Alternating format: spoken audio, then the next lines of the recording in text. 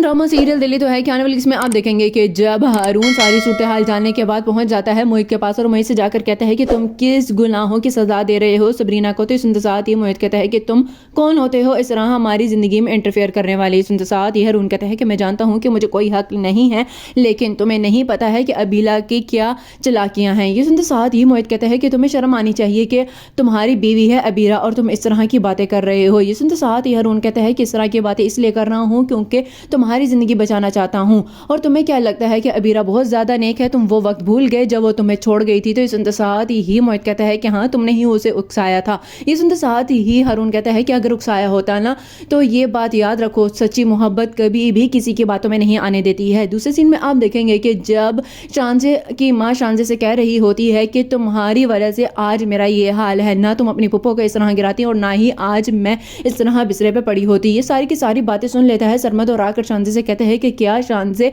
तुम इस हद तक गिर जाओगे, मुझे हरगिज अंदाजा नहीं था, मैं समझता था कि तुम मुझसे मोहब्बत करती हो तो मेरी माँ का भी ख्याल रखोगी। ये सुनते साथ ही शांजे कहती है कि जो तुमने बातें सुनी है ना वो आधी हैं, लेकिन पूरा सच मैं तुम्हें बताती हूँ।